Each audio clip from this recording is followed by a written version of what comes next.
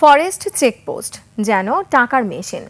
সেখানে কাঠবাহী গাড়ি চেক করার কথা তা না করে কোটি কোটি টাকা ঘুষ বাণিজ্য করছেন বন বিভাগের অসাধু কর্মীরা। জড়িতরাই বলছেন টাকার ভাগ পান উপর মহল পর্যন্ত। তাই তো বিধান না থাকলেও এই টাকার মেশিনে চালু রেখেছেন সবাই মিলে।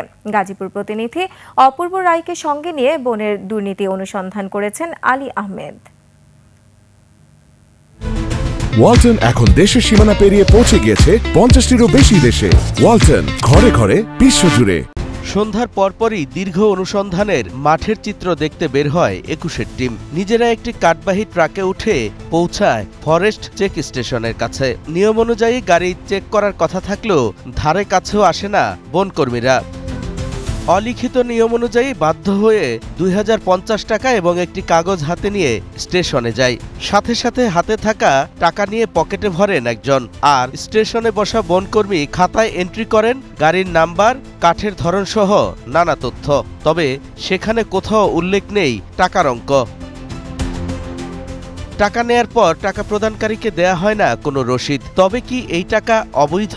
তবে এই নিয়ে কোনো প্রশ্ন করা যাবে না, তাহলে পরবর্তীতে করা হবে হয়রানি। যদি সরকারি কোনো রিসিট দিত তাহলে বুঝতাম যে ঠিক টাকাটা সরকার পাচ্ছে, বৈধ, আমার দেশ কাজে লাগছে। এটা তো কিছুই না, কোনো রিসিট দিচ্ছে না। বিষয়টি অনুসন্ধান করতে গেলে জানা যায় চেকপোস্টে এই টাকা নেয়ার কোনো বিধান নেই, কিন্তু প্রতিদিন শত শত গাড়ি থেকে নেওয়া হয় লাখ লাখ টাকা।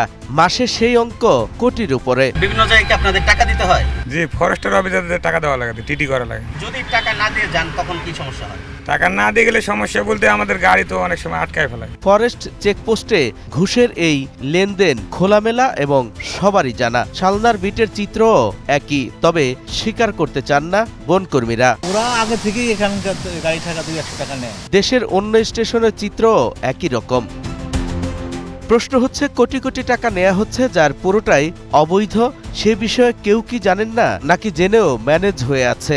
বিষয়টি অনুসন্ধানে আবার আমরা কালিয়াকৈরের চেক স্টেশনে যাই। সেখানে কথা হয় স্টেশন কর্মকর্তার সাথে। তিনি বলেন, কাঠবাহী যানবাহন থেকে টাকা নেয়ার কোনো বৈধতা নেই। 2050 কেন? মানে ওটা আপনাদের জানতে চান? আমার ওইটা নলেজ নাই, ওইটা নিয়ে আমার প্রশ্ন করে ভাই। টাকাটা আপনি কি করেন? টাকা কি করে মনে? এ বিষয়ে অবগত আছেন উপর মহল পর্যন্ত। জানান টাকার ভাগও পান সবাই, বাদ যান না সাংবাদিকও। এখানে কি হচ্ছে না হচ্ছে সবাই জানে। কেন ওপেনলি তো এটা তো আর লুকোচুরি কিছু না। 175 জন সাংবাদিককে নাকি প্রতি মাসে টাকা দেন তারা। টাকা দেন রাজনৈতিকভাবে প্রভাবশালীদেরও। আজকে কয়জন সাংবাদিক আসছে? ধরেন 15-20 জন।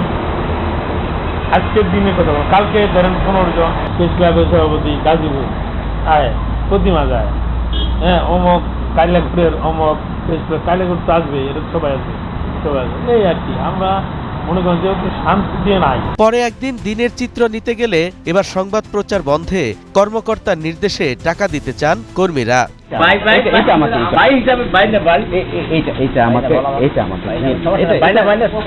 বন আর দুর্নীতি অনিয়ম যেন মিলেমিশে একাকার। তাদের বিরুদ্ধে কথা বললে হয়রানির পাশাপাশি দেয়া হয় মামলা।